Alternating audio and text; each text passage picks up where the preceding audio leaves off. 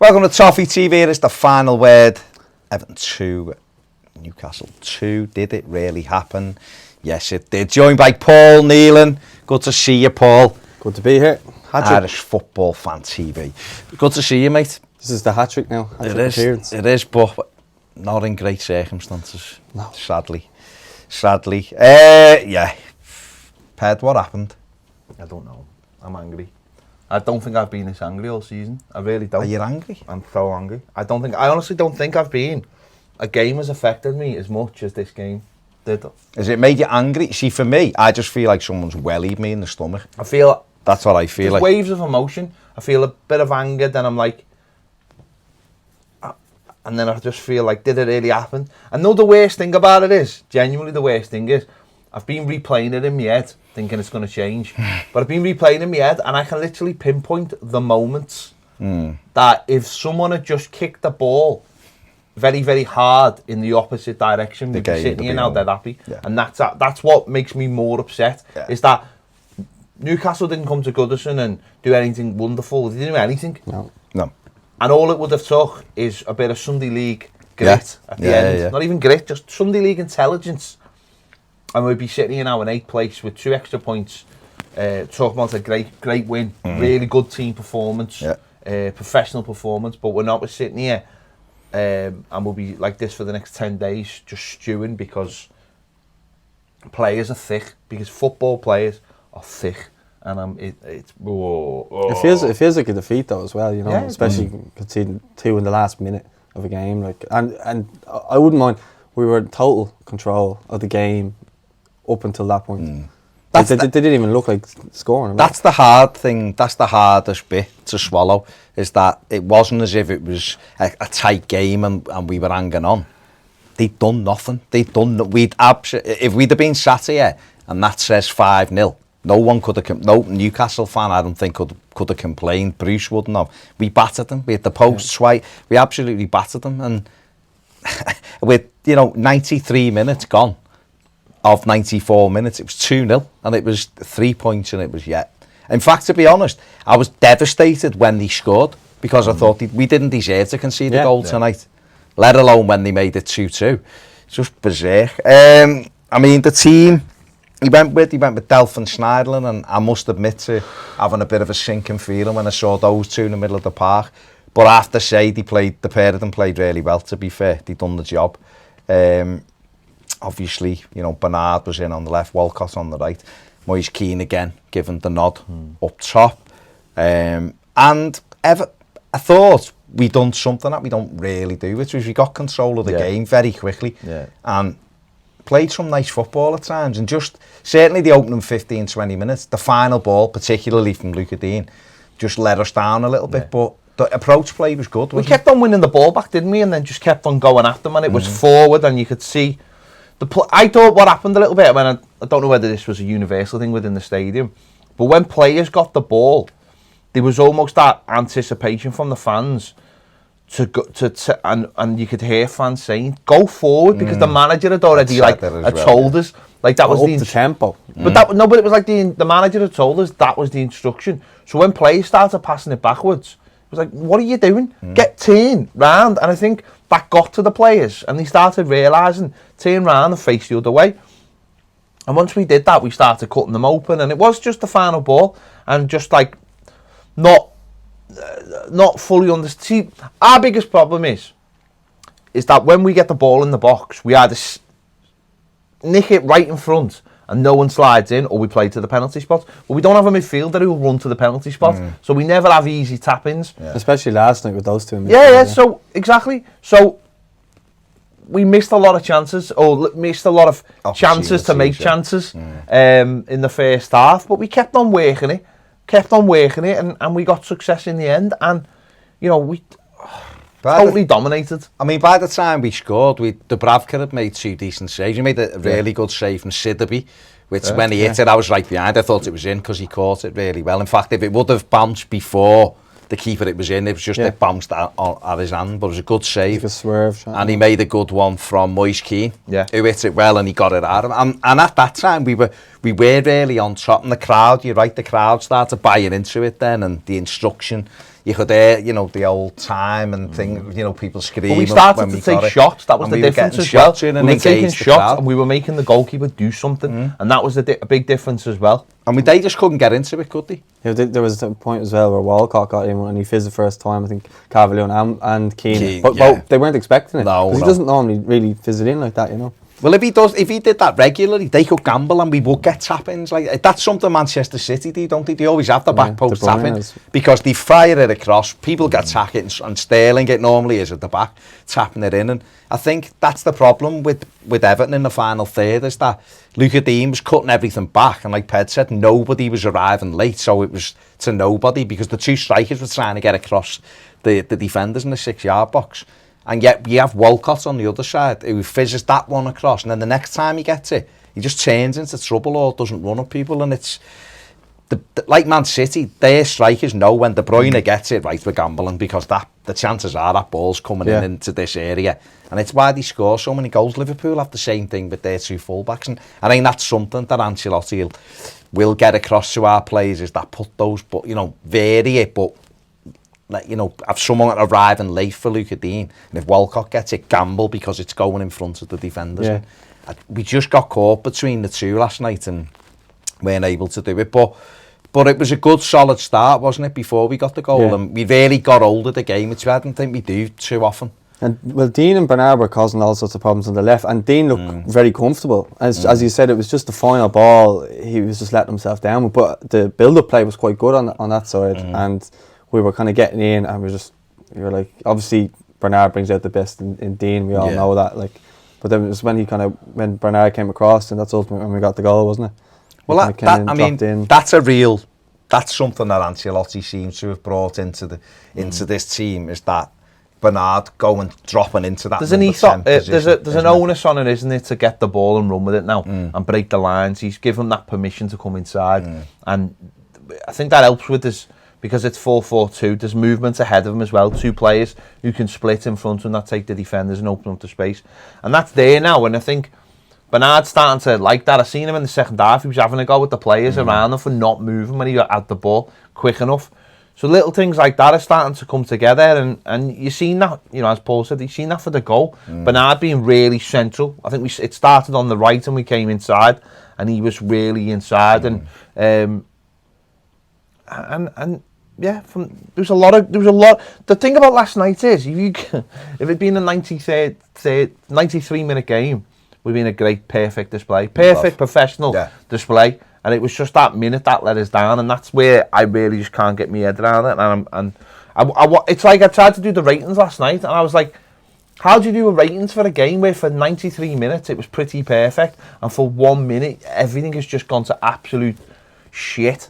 How do you do that? Do you know what I mean? How do you rationalise that? Because we should be sitting here, like we've said, talking about. And that's what I think Carlo Ancelotti was saying after the game. He went, that's football for you. You can be brilliant for like the whole game, and then you switch off for a couple of minutes, and suddenly it's a completely different game. But from the bigger picture, he should be looking at going, a lot of things are coming together, you know, and Keane getting that goal. We're going in the right way, and Keane getting the goal, and Dominic Calvert-Lewin doing well, and little things starting to come right, and hopefully what it's done is he's seen the little things that aren't going right and can start adjusting them. But the first goal was brilliant, and it was a great moment. What a moment! It was one I was praying for before the game. It was, you know, me and Zach on the way to the match, like, tonight's the night. He's gonna score tonight. Got to.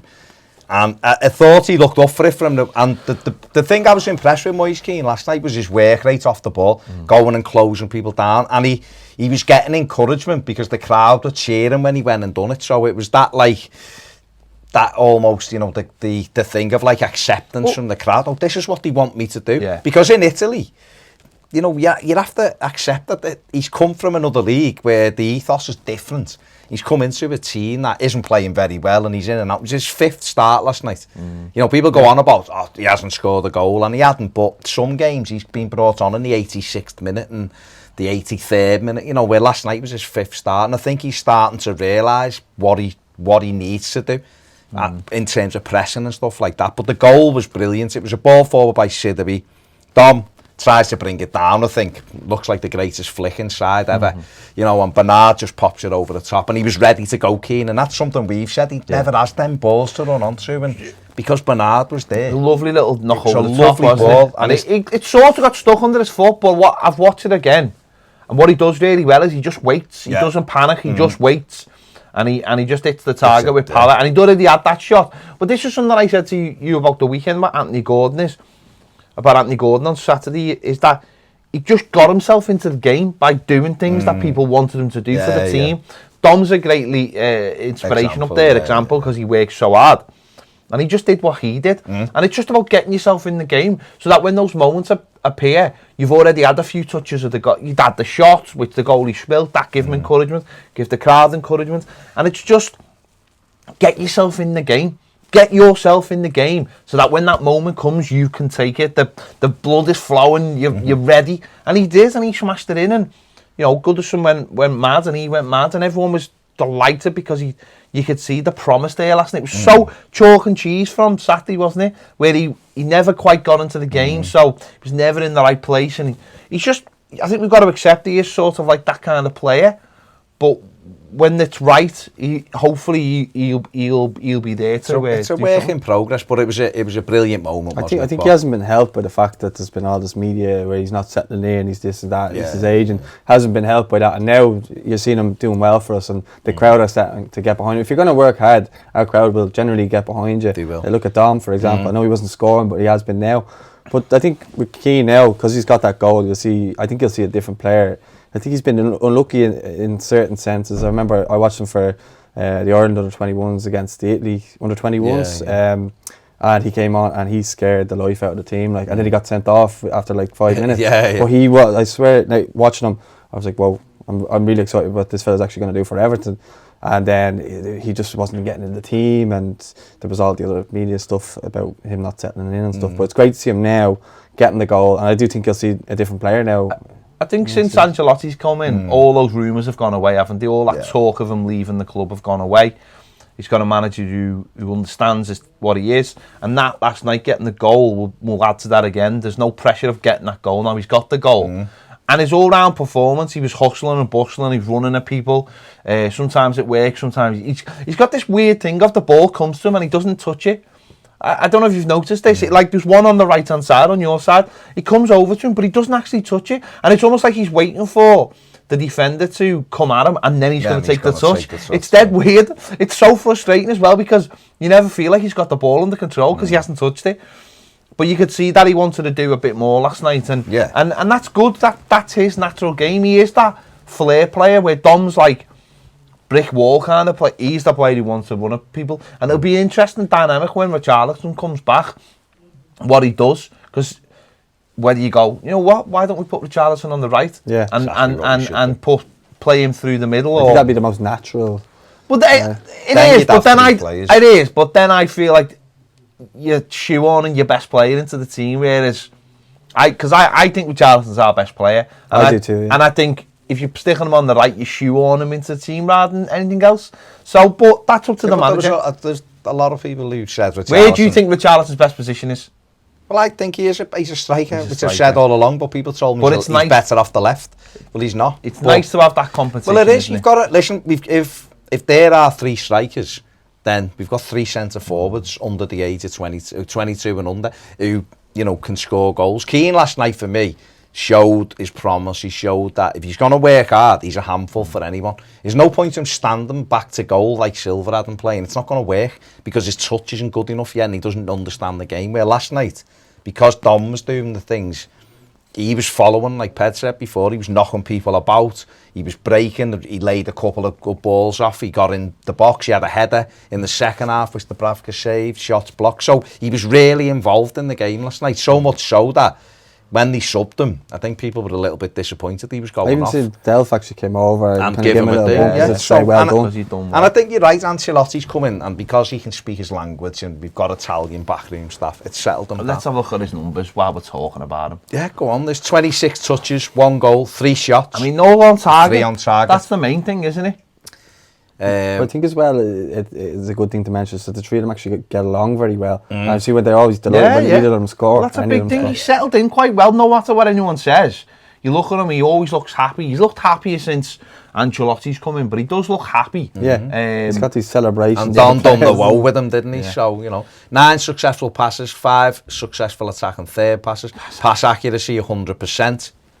Which is incredible. 4 ball recoveries. This is an important one because this is about the work rate. And if you've got someone the work rate's like that, particularly at Goodison, our crowd, like you said, Paul, the crowd will be with you. And that 100% pass accuracy is excellent. And it's really positive because we've got Dominic Calvert-Lewin who's scoring goals regularly. You've got him off the mark now. We've got Richarlison to come back, who's a top goal scorer for us as well. So we need and Bernard's playing well again now. So them 4, we've still got a Wobie to come back in, who's an attacking threat. All of a sudden, you're gonna have that attacking threat's gone up. Goals are coming. It's just bits and pieces of the game. But it was a great moment for him. It was great to see him giving it the wow in the corner and doing. The crowd were ballistic, which is what we wanted. Everyone wants him to do well. He was delighted with it, and we went on from there. Really, it was the only disappointing thing in the first half was we didn't get the second goal. Yeah, because they pure domination. Yeah, they really only had one run with Almer on where he went down on the edge of the box, but he was looking for it. Bruce was fuming, but he was looking for it. They didn't really cause us any problems, and I think you go in at half time thinking we played well there, but we just done that little thing in the last couple of minutes though, the first half, where we dropped off, started passing it back again, and sometimes when they're wobbling you should be going at them and killing them off, and I think that's something that we have to do. But got in at half time, 1-up, came out at the second half, and there's always that worry because Everton don't generally play well in both halves. But I thought we started the second half just as good.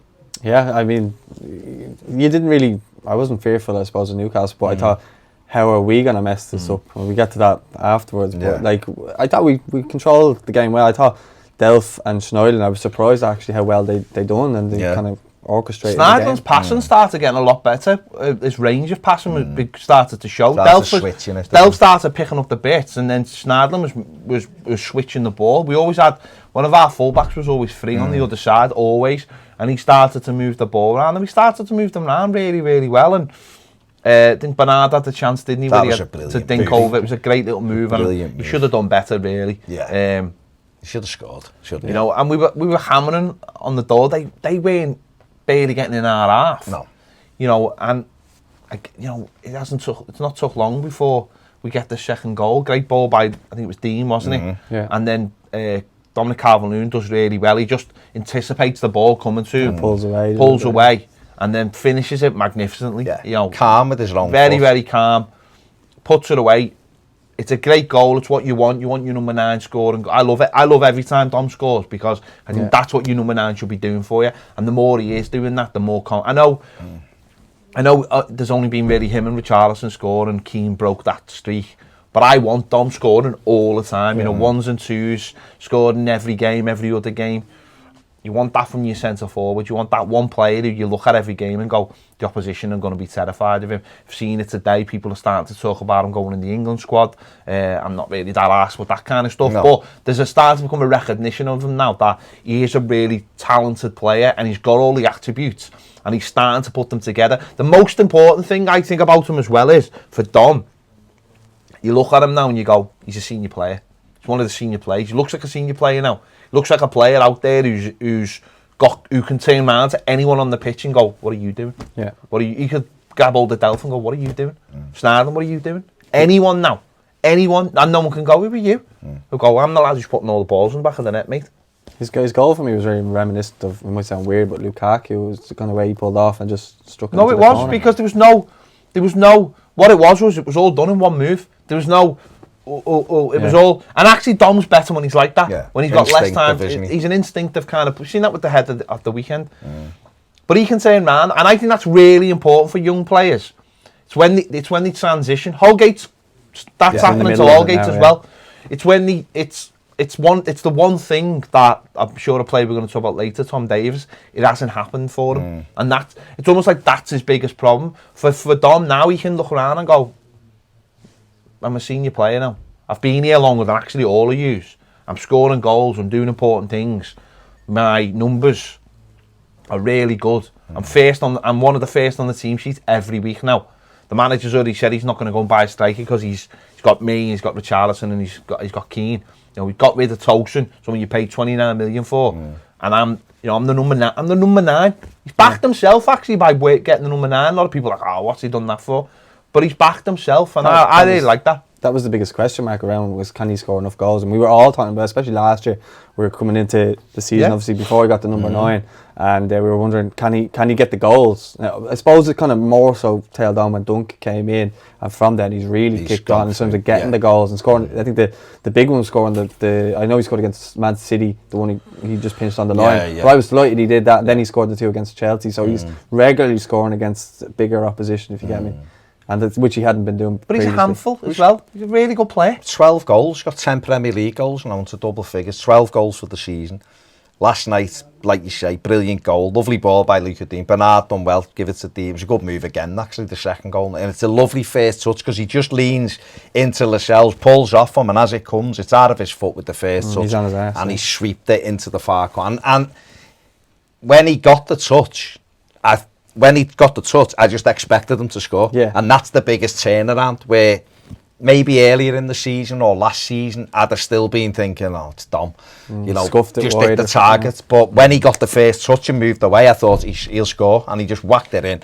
And that running away and tapping the badge and all that, and he holds himself. And this is a player who we should love, really, as a fan base, because I think he absolutely loves playing for Everton. And I don't necessarily think he's looking and going, I hope I can get a move to Chelsea, or I hope I can get a move to United or City, whatever. Progress with it's the club, like I think he wants to be Everton's 9. He loves the club and he wants the club to grow with him. He's 22 years of age and he's improved incredibly. Said it last season. I was unsure about him because he didn't get in the right areas in the box this season, and certainly since Duncan come and you heard Ancelotti straight away saying it's really good, but what's he doing his work outside the box for? Get in the box. And that's great for a striker, because the old manager's saying, get in the right areas. I trust you enough, but you have to be in the right areas, and that's where he's going. And plus, and since he's done that, the goals have just come and come and come. Yeah, he's reaping the awards. But also the formation helps him as well. Of course it Playing does. a 4-4-2 helps him. But it helps Everton. That's what I'm saying. That's what I'm saying. It's mad that for so long we've been ignoring our centre forwards by playing them on their own, essentially making them do all the hard work. They're the people who They're match winners. They're match winners. You've been calling that for a long time though on the show. It's hard though, isn't it? The two up there. Yeah, but it's difficult, isn't it? Because you get into the thing of like, this is what Everton play, and it took Duncan to come in and go, no, this is not what we're going to play. We're going to play actually the way that suits the team and suits the players, because I know the players. Ancelotti, luckily enough, has carried on because that's his formation. It's not based on what was already there. He does like 4-4-2, and also it simplifies it for a lot of people as well. And I think he knows we've got a lot of simple players to simplify. But I think I've always been in the school of thought of, why would you only have one player who's a specialist in an area where it's so important to score goals? Why, when people play like 4-3-3, unless you're Liverpool or Man City, and you've got 3 lads right the way across the front who all bang goals and they're all world class, why would you cut your goal scoring options down by just having one lad up front and then having wingers who don't weigh in with goals? It makes no sense. So it makes more sense to go, actually, I want to put 2 of you up there who are capable of putting the ball in the net for us, and we'll try to get you opportunities. And that's all Duncan did. Yeah. He went, we'll be a bit more direct. We'll get Calvert-Lewin and Richarlison, who are our most likely goal scorers, put them next to each other, and we'll try and get balls into the box for them to go after. And Ancelotti, like you said, and he says it in his book. He says it in that when you read this thing about 4-4-2 he loves, but he can be adaptable. This Everton squad now, if it plays 4-4-2, all of a sudden we've got 3 lads who can do it. If he wants to flip to a 4-3-3 at times, he's got 3 lads who can do it. Yeah. You know, it might be need a little tinker, but you can do it. And then you've got a Wobie and people. So play to your strengths. Don't try to build. And this, I think, was Marco Silva's biggest issue. He had this thing in his mind. he went on about 4-3-3 so much and never played it. And he never was brave enough to just go, actually, I'm going to do this until I get it I want. This is how we're going to do it. And I think Ancelotti has come in and obviously Duncan had set the framework and he's gone, well, this is my formation anyway. Now, let's give the right advice to these players. Dominic Calvert-Lewin's reaping the rewards. Richarlison's always going to get you goals. You know, Moise Keane now hopefully is up and running. And it enables people like Bernard to come in. And you said something before about when you were talking about Ancelotti, and it's absolutely right. It's very easy now when you look at Everton's team to see where the issues are. It's very, very easy. You look in the centre of the park and you go, we need mobility in there. Okay, the two lads did well last night, and they did. Yeah. You know, not going to sit here and say anything different. They both did well. Walcott, I thought Walcott had a terrible game. I just didn't think he'd done anything. He offered nothing, and in fact, he put Sidibe into loads of trouble by not doing. Sidibe didn't know what to do. He was going, you should be. So for me, I just looked and thought, if we can get, we'll come on to a position that's a flip of a coin in a bit, I'm sure. But certainly the centre areas of the pitch, and if we can get a right operate with another right winger, and then you've got the Richarlison and Iwobi and people to come back, all of a sudden the squad looks totally different. It's playing well now, and that, I guess we'll talk about what Carlo said at the end, but it was important. But we got the second goal, it was great. We then have a really good opportunity for 3-0 where I think it actually might be Theo Walcott clips it back and Yerry Mina rises. And I'm thinking, Walcott, head it down, and it's 3-0, and it's good night, we can go home. Yeah. And he heads it back across the goal. For Colombia, he's got 1 and 2. He scored unbelievable headers. That World Cup, every corner was a goal. For us, 50 pence head. We might have to sign their corner kick taker. I don't think it's that. I think it's just him. He just doesn't power it. He doesn't put any. He's got Leon Osman's foot in his head. He just he just never puts any power in. But that was a golden opportunity. Dom, it's another great move. Dom, a first time strike. It's the post. It's the Bravka and goes wide. That could have gone in. We had. I was impressed that he took that strike on because a year ago he would have done that. Yeah, confidence just swept it first time. Bernard had a good run and shot, which the keeper made a good save from. You know, we had opportunities and we were playing so well, and we were that much in control. I don't know about you two lads, but we were that much in control. Like when they weren't going in, I wasn't sitting there. Not a 2-0. I wasn't sitting in thinking, we need this third, because we were that far in control of the game. I was for the Bernard chance where he skipped. Yeah, that 1-0. We're not listening to Everton. So at 1-0, you will always go, but at 2-0, it was just like, come on, we'll get another one here. Cruising. Yeah. You know, and then the substitutions come and, I mean, Well, he took Bernard off, didn't he? Let's just look at Bernard's numbers. Touches 70 touches. Assists 1, shot 3, 2 on target. That's big for him as well. That is, yeah. I mean, that's big. That's 3 shots is big for him because he normally doesn't shoot. But that's a whole game, isn't it? You know what I mean? Put it all together there. Successful passes 33, successful attacking third passes 20, chances created. What minute did he come off? 70, wasn't it? 70. Pass accuracy 75%, which is good. Recoveries 5, successful tackles 2, successful dribbles 1, interceptions 1. So his all-round game was good last night, and he, probably was man of the match. He probably was man of the match. He had an all-round good game. And taking him off, I just didn't see any sense in it myself. No. I don't want to be sitting here criticising. Let's just say, right, that all 3 subs last night didn't work. Yeah. No. They were crap, right? All 3 were crap, but that doesn't mean they were crap subs. They were all just crap. They just didn't do what they were supposed to do. And his, for me, he was running through the lines last night, picking it up, always had them on the back foot. And when we made that change for Davis,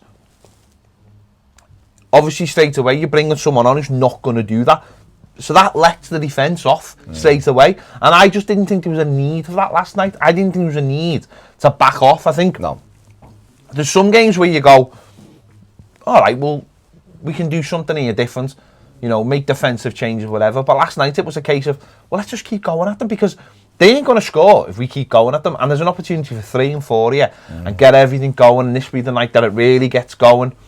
And we didn't. And I just thought that with making that one change more than anything, we let them off the hook. And I don't, listen, they'll look at it and go, he might have been in the red zone and all that nonsense. But I didn't see it personally. I just thought all 3 subs just... Again, I'm not criticising Ancelotti because I'm not in a position to criticise Ancelotti, but I just thought the 3 subs come on and were poor. You know, poor. For me, sitting here, hindsight, I probably would have just gone, put Michael Keane on, go 3 at the back. You don't need to bring Seamus Coleman on. You can push Sidibe as right wing back, Dean left wing back, and let's just, if they throw a few big heads on, we'll deal with it by having the extra centre back. They then brought on centre backs themselves. Exactly. They brought three big lads on, didn't But they? that to me would have been, it's a defensive, but it's an offensive change, because what you're doing is you're pushing our full backs up as wing backs, and you're saying we're going to go even higher. If you want to take Bernard off, actually I think that's the sub, because what that does, it pushes Luca Dean further forward. It's changing a formation now. No, I know, but he's had no problem changing formations though. So I've got no problem changing formations. He's been very happy to push Seamus Coleman and go 3 at the back. So why not just bring Keane on? I think, to me, the Bernard one was weird because he wasn't struggling. Wasn't like he couldn't keep up.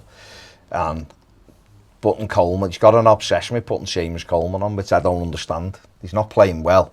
I didn't understand. And then he put Walcott up front. But was that sub not more the fact that we haven't got anyone else to play on the right, so he's putting Sidibe. So he took Moise Keane off, didn't he? He took Moise Keane off, because he obviously Keane for Coleman, yeah. So obviously he thought he was knackered, so he thought I'll push Walcott up front. I haven't got another right midfielder, so I'll put Sidibe on the right. So I can understand that to a point, but then I would have just left Theo up front, because again he's got pace, he's fit, professional player. He'll have a little run at them, but to put Walcott up front and then take Walcott off and bring Nias on, I just the Davis and the all right. If he's put Seamus on and put Sidibe, right, fair enough, right. But Tom Davis on the left for me was a strange one, and then Nias was a ridiculous sub in my opinion, because it was one that didn't need doing. He probably, for me, should have just put, if he wanted to take Bernard off, if he was tired, Anthony Gordon should have gone on the left for the last 15 minutes. Yeah. It wasn't like we were on the back foot. I could understand if they were on us and we were having to defend. I could understand the Davis one then going, well, he's a midfielder and he'll defensively help out. We didn't need to. What we needed to do was keep stretching him to stop them, because what happened was we lost. He took Moise Keane off. He took Bernard off. And so that just allowed them. He took Walcott off as well. And it allowed them to come up 10 yards further up the pitch. If you look at that last 10 minutes, they played on the halfway line, when before that they were having to play 20 yards inside their own half. Well, never crossed. Let's get it right. And they were always gone. Let's get it right. It happened against Brighton as well. And we saw it out just at 1-0. And yet in this game, but the manager's going to be looking at it going, we're completely comfortable here, and we should be able to deal with this. And actually, we've put another midfielder on. We've got a forward on. I mean, it's whether you class Nias as a forward. The right hand side we've sort of shored up by putting Sidibe in, and we should have been able to deal with it. Yeah. And that's what he'll say, won't he? We have dealt with it. We've dealt. Yeah, 4 minutes go up. 4 minutes go up, and no one goes, oh no. Everyone goes, well, it's 4 minutes, and people are getting off, and people are just like, I just looked at me watch and went, yeah, it'll be finished at 9:20. No problem. And we're fine. And but then little things started to creep into the game. Tom Davis come on, and straight away he's slipping. And this is again what I said about Gordon on Saturday. Gordon come on, and straight away he's running, and he's giving Snodgrass a hard time, and he's getting into the game. He's getting the blood flowing in his legs straight away. First thing Tom tries to do is get the ball and control it, and it just bounced off him and went straight back to them. And then he's chasing after it, and he's like a rag doll. He's like, oh, he's always about to fall over, or falls over. I mean, he did win a free kick on the edge of their box, which Dean should have done better with. Scored, But he's always like, you look, some games you go, looks completely in control today, and other games you go, he's got no control of his limbs. He's too like that, isn't so he's like, so straight away, I'm watching him, he's no control, and he's sliding in, he's jumping in, and then we get to the corner, into the corner where him and Dean have got the ball, and instead of just dealing with it and putting it into touch up the line, they're messing about. And I think he knocks it back to Dean, and Dean scuffs it, goes straight to one of their players, and Delph's half-arse can't be bothered. He's like, well, it's 2-0, it's the last minute, what are they going to do? So he doesn't make an effort to chase back. And then Holgate, the ball's up in the air, Holgate, you're just thinking, Holgate, take it down on your chest and go round the corner and whack it out for a throw. No, he heads it out straight for a corner. And they've already made these big changes. And you're just like, all right, it's a corner, but it's the 93rd minute. Just deal with it. Someone near post, bang, yeah, he mean it. But we don't. Keeper comes out, flaps at it, and straight away you're like, we're under pressure here. Because he's just flapped at it. Goes straight to one of their players, knocks it back, overhead kick, or whatever, and it's in the back of the net. And you're like, oh, Everton, why? Why do you give up a goal when this should have been a perfect performance? I think that's what you'd said off air, is the fact that we didn't deserve to concede the goal at the time, like for our overall performance. But, little things that started keeping in. Pickford, again, getting the ball and just kicking it out of touch instead of just keeping the ball and just soaking the time up. But no, giving the ball. And these are the things that just drive me mad. The amount of times we give the ball away in stupid positions under no pressure. And he's the worst. Pickford's the worst one. And I'm not arse, mate. I would sell him at the end of the season. I've got no qualms now about this. I think he's brain dead. Absolutely brain dead. And I was getting all kinds of stick over the weekend because I'd obviously said a few weeks ago about Laird playing. And last night just cemented it to me, is that the lad has not got a brain. When the corner comes in, he should either just be... For me, he should just leave it and get one of his defenders should be dealing with it. Because he's not going to get it. And yet he comes for it. Makes a mess of it. And before you know it, it's in the back of the net. Because he's not set for it. Whereas, the lad's right in front of him. If it gets to him, he should be... if he's set, he should just be coming to get that second ball, and he doesn't. And it's for me. I mean, on the other goal, I'll talk about him in a minute. But poor decision making, and that's what it comes down to: poor decision making. Even from the kick-off then as well, poor decision making. Well, it's throughout the team. Like Ped said at the time, we've had we even had one. We break it 2-1 at 2-0. Yeah. There's 92 minutes on the clock. Yeah. It's 2v2. Nias and Dom it was against their two, and Nias has got the whole pitch to run into, and he falls over. Instead of just running with it and holding it and running with it and getting something off the shells or throwing a corner, he falls over and gives them the impetus, and they come back. We have that ball in that corner flag, and I'm screaming for Dean to just put it down the line, get rid of it. He knocks it to Davis. Davis has got two men round him. He's trying to, I don't know what he's trying to do. Too casual. He gives it back. They get it, and then you're right, Holgate. I actually thought he could have just give it one of them and let it bounce out, and he doesn't. He just heads it out. And then get in front of the player, and then wait for the touch, because he's clever, and you're going to get the foul. He's going to get a free kick. And that's what drove me mad, is that I can pinpoint all these little things, and you just want the game. You want to go back and replay the last 2 minutes, because it's like, how are you not seeing this as a professional footballer? How are you not seeing this game out? He's normally dead clever at that Holgate. He gets across them and then goes down and gets a free kick. And you had a gripe with Fabian Delph as well for that goal. No, well, which one? The first one? First one.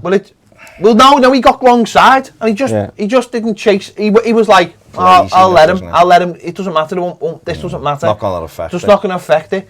And that's what led to Holgate. And that's all, because it's just a knock-on effect. And it all starts, and this is where, I don't know, I might watch football differently to other people, and this is why I went mad at Pickford at the derby, where it's like, where people were like, oh, he didn't do nothing wrong. It's like, well, no, he kicked the ball straight to 3 Liverpool players that allowed them to go and score. Oh, yeah, but loads of things happened. It doesn't matter what loads of things happened.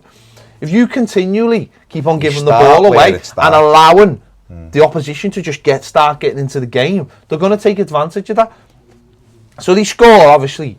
And then you're like, well, there's going to be, at most, because we're in the 94th minute now, aren't we? 94 and a half. It was 94. So he's literally going to play on the goal time, which is 30 seconds. So there's 30 seconds to go. So all you've got to do is keep the ball for 30 seconds. So the first thing you don't do if you're going to keep the ball for 30 seconds is put the ball in a 50-50 situation, which is mental. Like, the senior players on that pitch, you just get the ball, you take the kick off, and you knock it back, and you play it through every single player till you get to Jordan Pickford. And all Newcastle are going to do is push everyone forward. So all you do is play the ball over the top, get it right back to Pickford via 3 or 4 players, soak up the time, and then you get Pickford to just take it as long as he can, and the game is finished. The game is over. No, what do? We put it in a situation where We're trying to hit Dom, who's trying to run up there. They win the ball. Was it a throw-in, was it?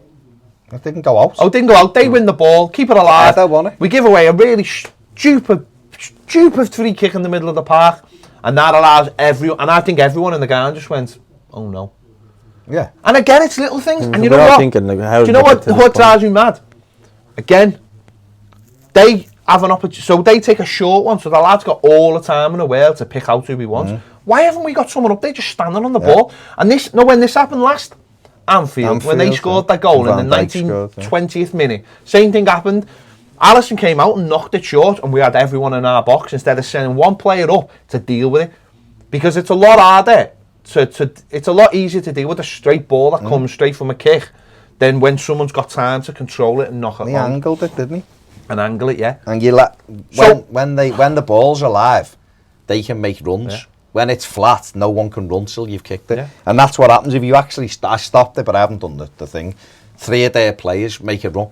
The problem was, I mean, you can do what you said, but the other thing we could have done was the Everton 80s kick-off, which has had 3 people over the ball on the halfway line. One touches it, one stops it, and the other one basically kicks it into their corner flag. If it goes out for a goal kick, it doesn't matter. They've got to get the ball. The keeper has to knock it, put it down, knock it long. The minute that goes in the air, the referee blows his whistle. And the game's shape back as well. You've got your shape. You've got your shape. They go long, it goes up and either flicks it back to the goalie or heads it. The referee blows the whistle. You're set. You've got men behind the ball. What we did was the worst possible thing you could do, which was give the ball back to them. Delph just kicked it with no power whatsoever. So even if we take that kick off and it goes to Fabian Delph, spin round and roll it back at an angle to Jordan Pickford. But why is he the He can take a touch, they'll have to run on him, and then he can leather it down the pitch. And he scoops it, Delph, up in the air. It comes to the halfway line, Davis goes in, debatable whether it's a free kick, but it doesn't matter, he gives it. Like you say, no one's screening the ball. So if you've got a man screening that free kick, they play it short, you can go and press it. What happens is, no one screens it, they roll it short. Coleman then runs out 30 yards, doesn't get near it because he's got too big a distance to get there. Yeah. It goes in. 2 men go, Holgate and Davis get attracted to the ball, and the lad runs off on him, and from there. Well, that's the first thing. The ball's coming in, and you just think, one of you's just go and deal with it, and the other one go and deal with that. Lad. Just mark it. You mark it and stand tall. It goes out. It goes out, and it's goal kick, and we've won the game. Again, just little things.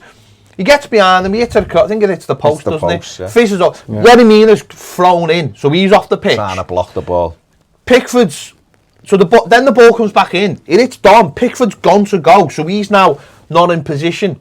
And it just drops, and because Pickford's where he is, they've got an opportunity. And it's all the little things that drive me mad. And this, I've been saying it all year, game management, professionalism, leadership on the pitch.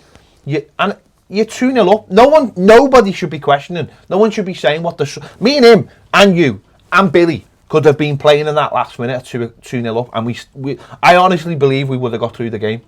Yeah. Honestly, because you know what to Sunday League players and League 1 players or whatever would know how to deal with that. Professionalism.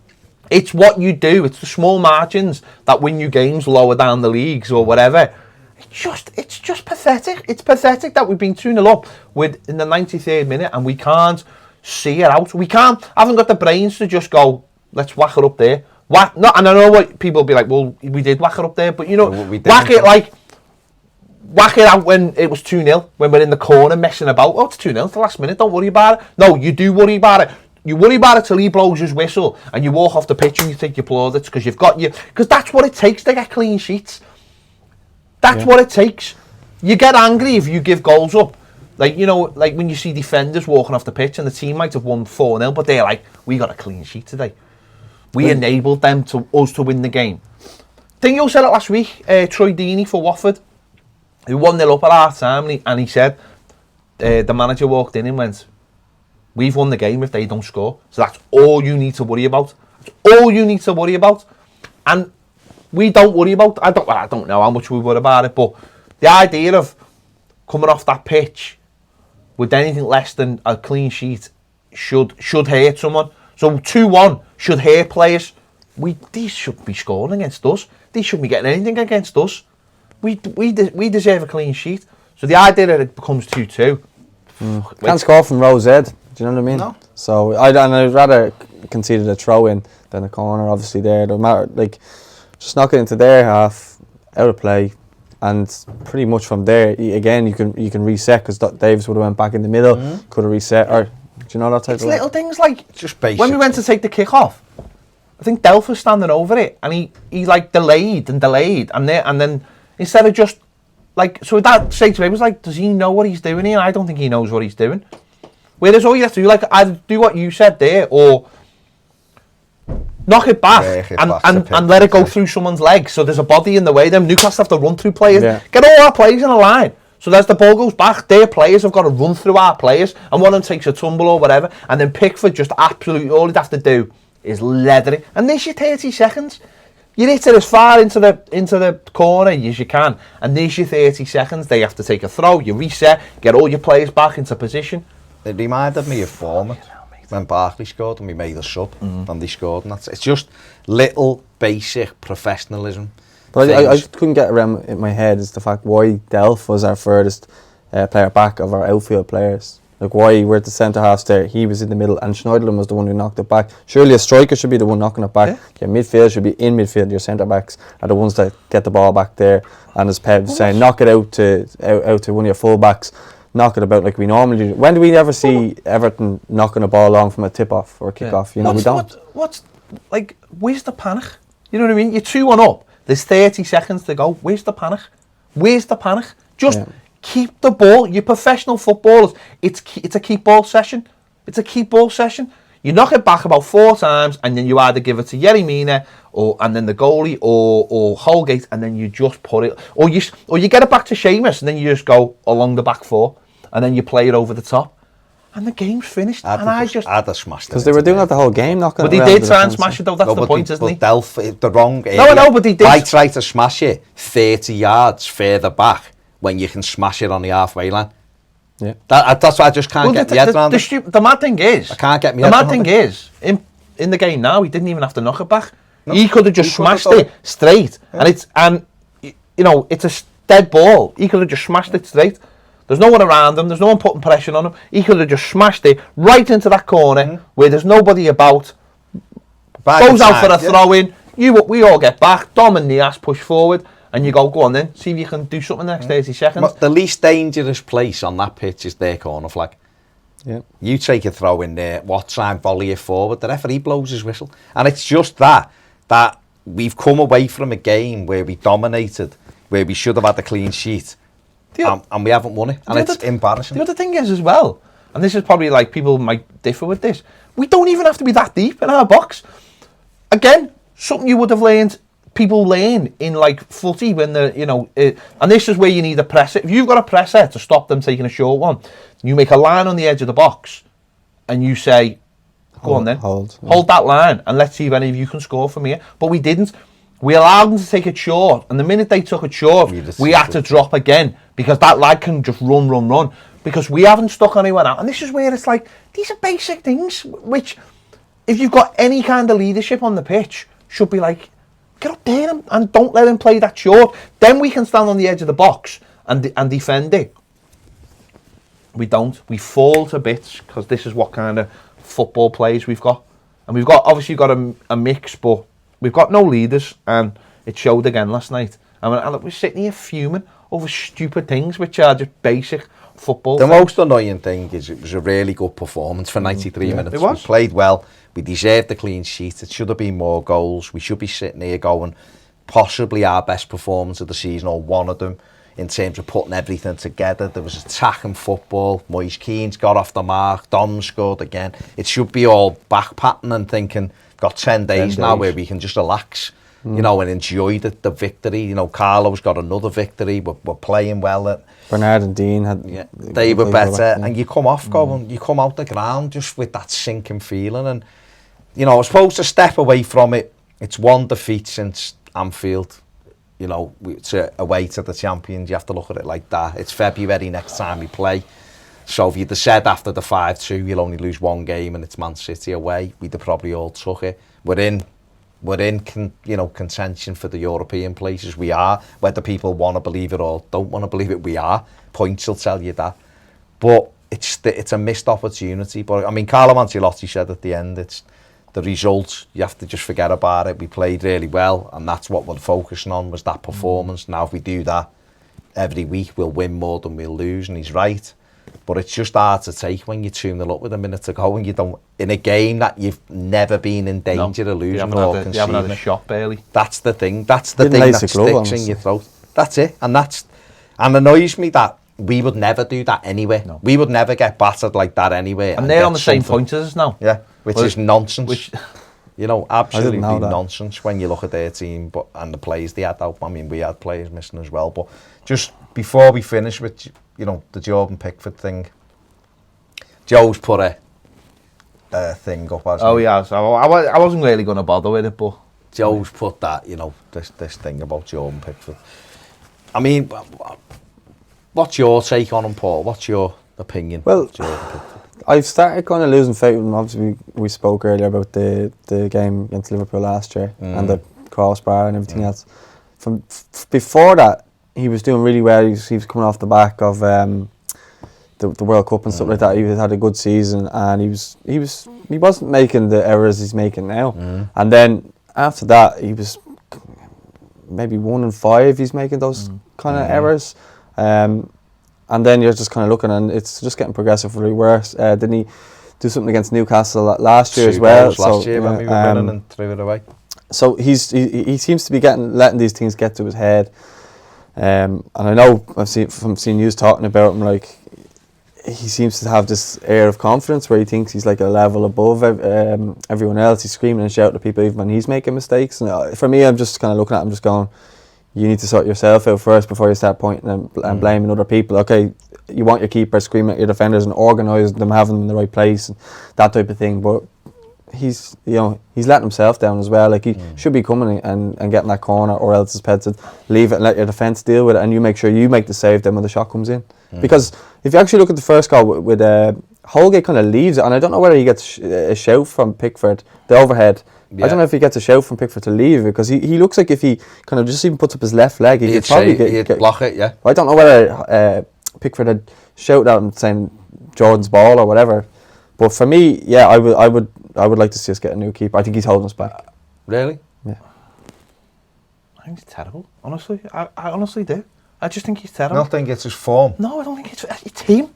It's him. It's him. Every time we play Liverpool or Newcastle, he falls to bits.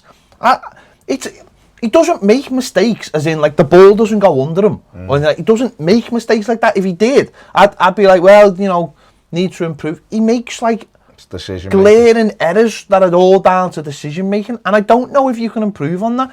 But I also look at him as his stature now and go, he's not big enough. He's not big enough for me. He's not good enough to be that size. I used to think he was, but I don't know. Because I watch him and I just think he's, like Paul just alluded to, he's got this thing where, and I don't, listen, I'm not a psychiatrist of any means, but it's like he exudes confidence to hide the fact of when he's not doing well. Like I'll puff out my chest kind of thing. That's what it looks like to me. But he goes through games where he hasn't got anything to do and then does things like that. And people might be watching now going, I'm being very harsh on him, but I'm not arsed. If you want to be, people will sit at home and rip Tom Davies all day long, right? And Tom Davies is quite similar to him in terms of like, he'll have good days and bad days. This lad plays every week, he's England #1. And then I watch him for us and I just look at him and go, so I've seen like a good comparison is like when Minshall played for Liverpool, and you'd look at him and go, oh, he's a good goalie him, and they'd go, no, he isn't, because he doesn't inspire confidence, and he's always got that one mistake in him. And I think that's what Pickford's like now. I see him flapping for balls, I see him being in the wrong place. The kicking, oh my God, it drives me mental. The amount of times he gives the ball away cheaply. And when we got him, that was the big thing. Oh, that was the big thing. Oh, kicking's amazing. And yet for England, it does seem to be good. There was one last night, and again, people might go, well, it's one thing. Seamus Coleman was on the right-hand side and he tried to pick him out. When, again, you're like, what? And it went over his head. Went over his head, and suddenly Newcastle had the ball in our half.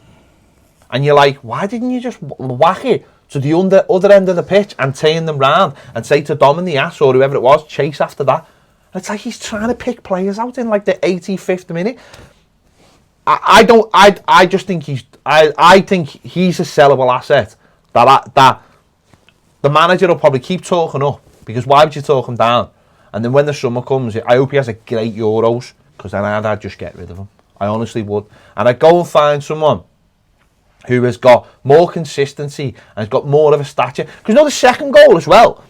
You watch the second goal, he comes for it and then decides not to get it because he's thinking, oh God, what happened with the first goal?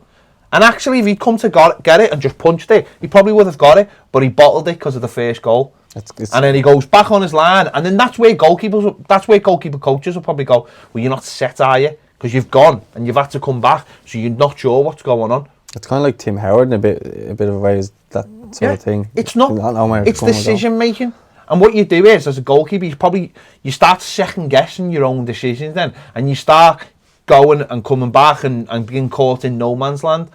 And honestly, I can't have him. And I think personally, I think we need a new goalkeeper. The goalkeepers we got at the club are not good enough. The two behind them, they're not. Yeah. And that's fair enough. Hold my hands up and say, you know, Lassell and the hologram are nowhere near good enough to challenge him. I appreciate that. So if anyone wants to throw that at me, that's fine. But I don't think he's good enough. And when we've watched, it's not even like we've watched Nev, but it's not even Nev. When you've watched Nigel Martin playing when he's like 37, 38, only finishing because of his injury, and watching how good he was and how he got everything right, and how his decision making was always top notch. He never went for anything he couldn't get, but he'd always make that save afterwards. You know, this is a fella who went to Anfield and made like 17 saves or something. He was immaculate. Tim Howard, when he first come in, had that level of consistency, and it dropped off, and we've seen when it started to drop off.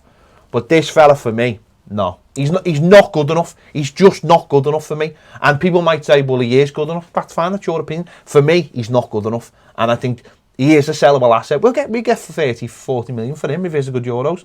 So I'd get rid of him. Because you look at people like Foster, and you see how consistent he is. Even like Fabianski, how West Ham have just gone completely off the edge because he's not playing. There's goalies who they mightn't like sort of make the kind of saves he makes at times, but then again, I don't see him making saves. The one he made on Saturday against West Ham, that they were all raving about. Yeah, sound mate, Hollywood saved that. What do you think about Pickford, Baz? I think his decision making's poor. I think there's basic stuff he doesn't get right, but I do think he's a good keeper. I do. I think the problem with him is for some reason against Newcastle, against Liverpool, he gets involved in a game that he shouldn't. When I spoke to Neville Southall about him, Nev said he's a reactive keeper rather than a proactive keeper.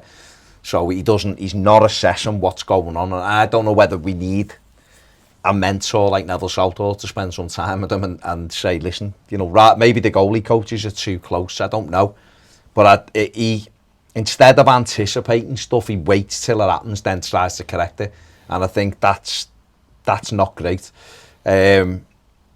I think he can get better, but if he's consistently not getting better, then you have to worry about it, don't you? And it's particularly the first goal. The second goal, why he's behind the line, I don't know, but he might say he tried to cover a shot and didn't know where he was. Even the second goal, right? A good goalie, for me, is telling his centre-backs to push up, right? To the edge of telling them to hold the line on the edge of the box. Yeah.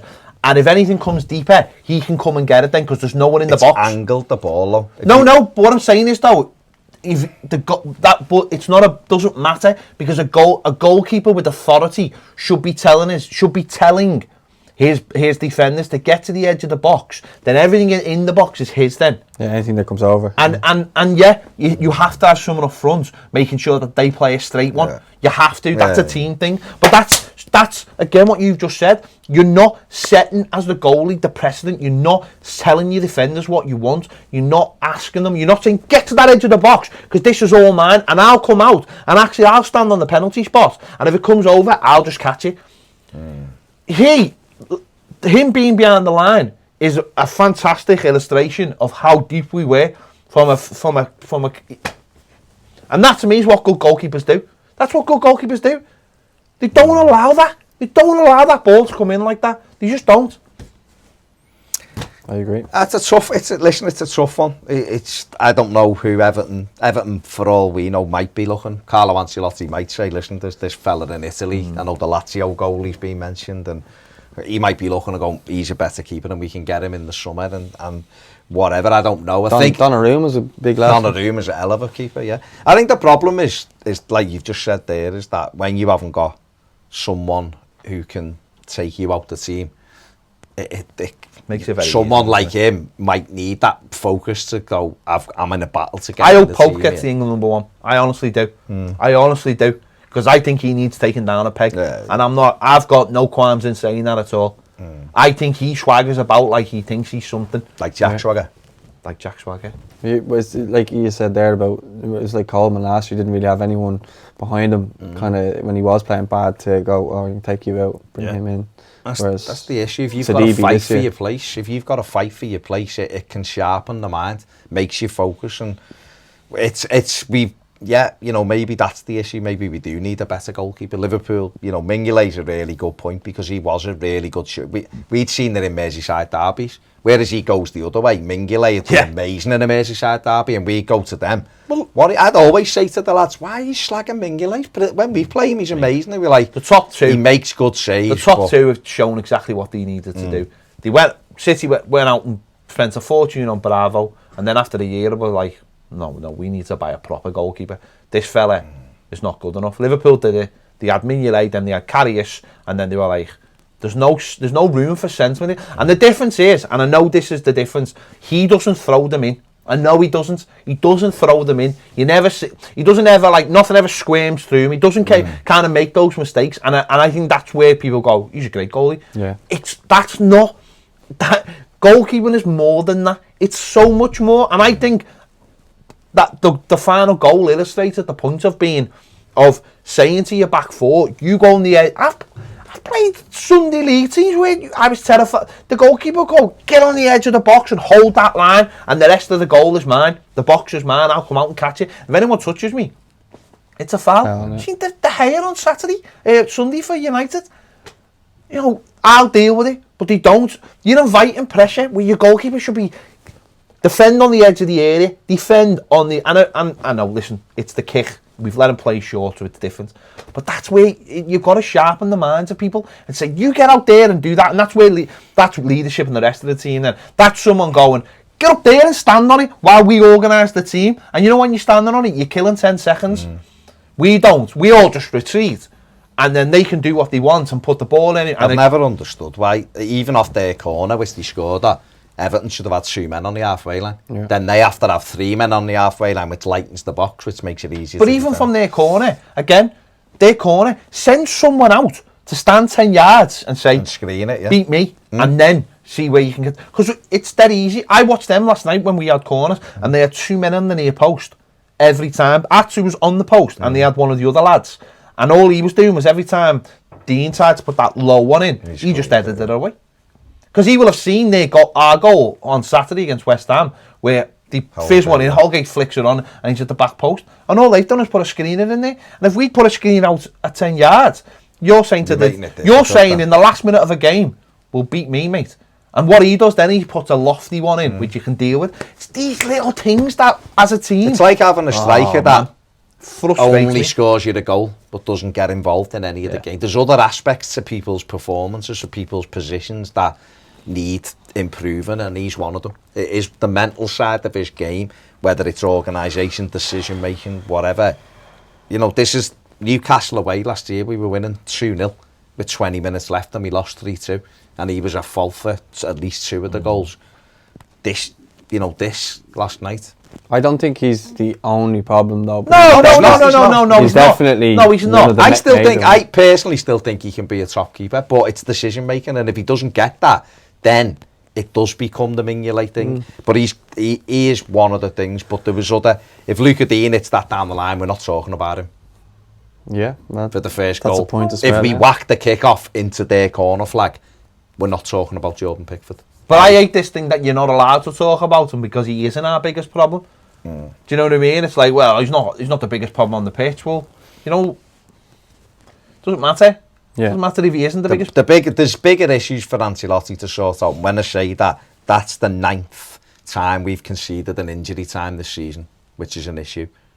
It's there was another, what was the other stat I seen? There was another mad stat. That was obviously before him as well, yeah. This is before Ancelotti. Yes. Yeah, not this season. Okay, yeah, sorry. And it's something like the 11th set piece we've conceded. And obviously that's before Ancelotti as well, but we conceded 1 on Saturday and 2 last night. So it's something that we have to get right. I think with set pieces, I think he's a big problem. Well, maybe, but what I'm saying is... Again, but this is the thing. People are like, it's... A lot of the time, how many times have you watched us put a ball in the box this season and the keeper's just come out and caught it? That doesn't happen for us because he's got no presence.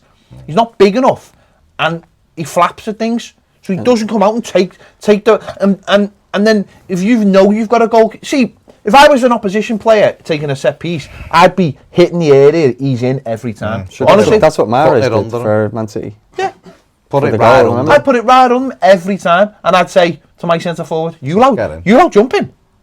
You out jumped him in goal." You just put 3 men round him and hit the ball flat. Yeah, but I think it goes back to what you said about stature. I do think we need a bigger keeper. Like he's athletic in everything else. Like Joe Hart, he's athletic, but for me, he just doesn't fit the bill in terms of just don't think he's good enough. Commanding enough. Yeah, I don't think he's commanding. I think he does a lot of things right. I just don't think he commands. And I think think in his head he thinks he commands. But I don't think he does anyway. Well, I mean, it's going to be interesting to see what Ancelotti makes of him over the next. But it was last night was so, like you say, so frustrating, and it's just something that we have to learn. You do learn far more from he'll learn far more from that last minute last night than he will have done from the first 93 in terms of what their errors that need to be dealt with now. Luca Dean, when character, but when you're under pressure, whack it down there. When you're taking the kick off with 30 seconds to go, put it in the corner or make sure it gets back to your goalkeeper. Don't do what we did last night. The other thing, Saturday was the 35th time we've conceded the first goal and haven't come back to win. And that's no good. So there's another issue. So these are all issues that he will deal with. And he'll have to deal with, but he will deal with because he's a top manager and we just have to suck it and see at the moment because it is what it is. But hopefully by the end of the transfer window he can maybe get some players in to freshen the squad up a bit maybe as well. We definitely need at least one loan just to freshen it up and get players back and we move on. But that glass half full side was we played really well. No, we did. We should have had a clean sheet. We're still in the hunt for the European places and there's definitely an improvement in the way we're playing and we're seeing little things. So that's what you'll have to take from it. Otherwise this result will just devastate you for the next 10 days. So there you go. Let us know what you think in the comments section below. How frustrated are you with that last night? Who's to blame? Is it with the subs a problem or was it game management by the players? Who's to blame and what can we do for the rest of the season? And is Jordan Pickford an issue or isn't he? Let us know in the comment section below. Big thanks to Paul for joining us. There you go. Make sure you subscribe, give the video a thumbs up. And make sure you subscribe to Irish Football Fan TV as well. Give Paul a subscribe. Lads. He's a good lad, good Evertonian. Patreon as well. Yeah. And if you're a Newcastle fan, subscribe as well. And if you're a Newcastle fan, I'll be delighted to hear that somehow you managed to grab a result. They didn't give up. They didn't give up, mate. They didn't give up, and that's got to be applauded. But from our perspective, see you later.